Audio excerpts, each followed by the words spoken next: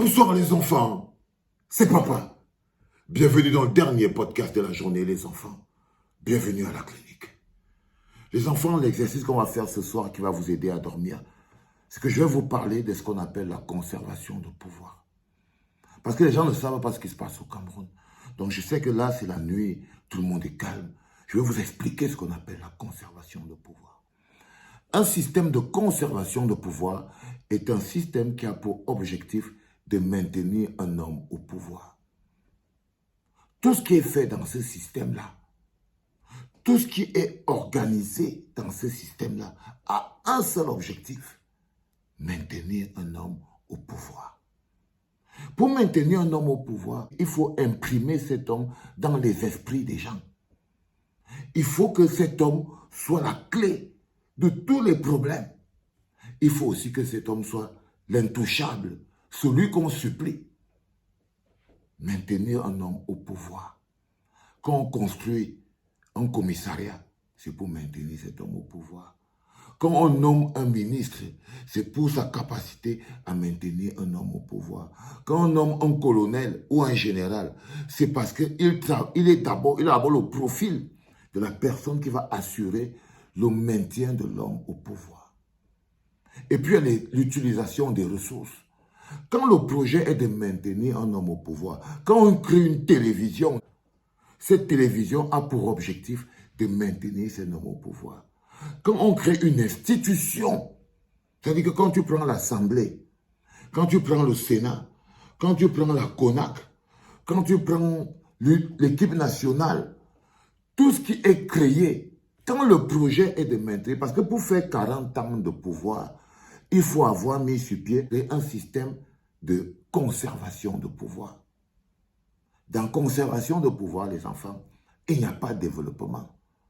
C'est-à-dire que si toutes les ressources sont utilisées pour maintenir un homme au pouvoir, il n'y aura plus assez de ressources pour faire le développement.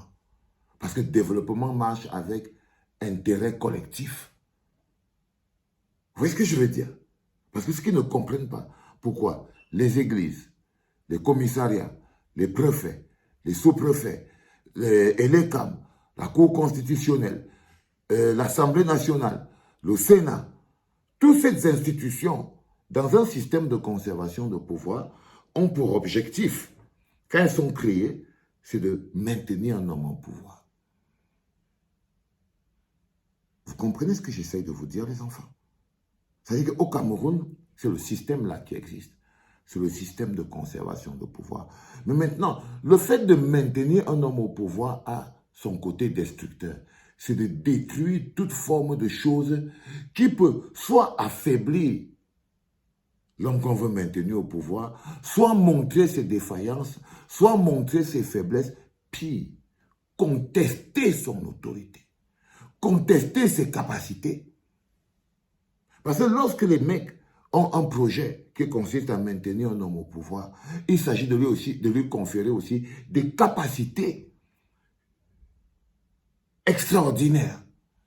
On vous conditionne le cerveau de telle manière que même quand votre plat est vide, vous êtes quand même content. Quand vous traversez une zone marécageuse, vous vivez dans un endroit enclavé, vous vivez dans un endroit de corruption, de vol, vous vivez la pauvreté. Par exemple, là, ça va faire depuis 2016, il y a la guerre au Cameroun. Mais celui qui est là, on l'appelle le mendiant de la paix. Mais les gens l'appellent le mendiant de la paix. Voilà un bonhomme qui, depuis 2016, a déclaré la guerre à ses propres concitoyens. Mais le processus de conservation de pouvoir, donc de conditionnement de cerveau, a tellement bien marché que les gens réussissent à lui trouver un mécanisme. Lorsque vous êtes dans un système de conservation de pouvoir, quand on crée par exemple l'opposition, l'opposition est une opposition de conservation de pouvoir. Ça veut dire qu'on lui organise, ce n'est pas son intention qui est importante. On structure le jeu électoral pour que ça produise une opposition de conservation de pouvoir. Et lorsque un opposant échappe au contrôle, alors la conservation de pouvoir lui donne le rôle du danger public. C'est ça qui arrive à l'Édipe. Son seul problème, c'est que le système de conservation de pouvoir doit construire des hommes qui détruisent leur propre environnement. C'est-à-dire qu'elle s'est retrouvée piégée dans le fait qu'elle se retrouve porteuse d'une charge. C'est la défense des intérêts collectifs. Dans la défense des intérêts collectifs, vous prenez une position grande. Vous prenez une position qui met en porte-à-faux la conservation de pouvoir. L'intérêt individuel est comme un virus qui bouffe l'intérêt collectif. Plus les intérêts individuels grandissent, plus ils bouffent l'intérêt collectif. Et chaque personne qui défend l'intérêt collectif se sent attaquée par les intérêts individuels. Ça peut être quelqu'un qui a seulement un problème avec les dépenses. Ça peut être quelqu'un qui a une trop forte opinion de sa personne. Ça peut être quelqu'un qui peut penser qu'à l'Édipe n'a pas à casser aux gens les oreilles, Ça peut être quelqu'un qui cherchait de quoi il va parler et il trouve que c'est un sujet qui va permettre qu'il existe. Parce que la conservation de pouvoir a horreur, combat, détruit l'intérêt collectif pour survivre. C'est la destruction de l'intérêt collectif, la banalisation de l'intérêt collectif, le mépris de l'intérêt collectif. C'est de ça que se nourrit la conservation de pouvoir. C'est pour ça que vous verrez que n'importe qui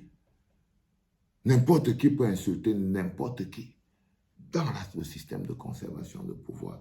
Et la seule personne qui n'est jamais responsable de rien, c'est celui pour qui le système travaille, celui dont on garantit la conservation de pouvoir. C'est-à-dire qu'il est responsable de rien.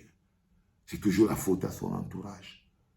C'est toujours les autres qui ne comprennent pas bien de quoi il parle. C'est toujours les autres qui ne perçoivent pas bien quelle est sa logique. C'est toujours les autres qui volent. Lui, il est la victime. On doit le protéger. On doit le soutenir. C'est la conséquence de 40 ans de conservation de pouvoir. C'est que les gens commencent à vouloir soutenir la personne qui a organisé leur autodestruction. Ce n'est jamais de sa faute. Quand il arrive à ça, il peut aller dormir tranquille. C'est ce qui nous arrive au Cameroun. Nous sommes un pays de la conservation de pouvoir. Un pays qui détruit toute forme d'intérêt collectif, qui se nourrit des petits intérêts individuels, qui renforce les intérêts individuels et leur donne la force de détruire l'intérêt collectif. C'est ça la conservation de pouvoir. C'était papa, les enfants, dormez bien.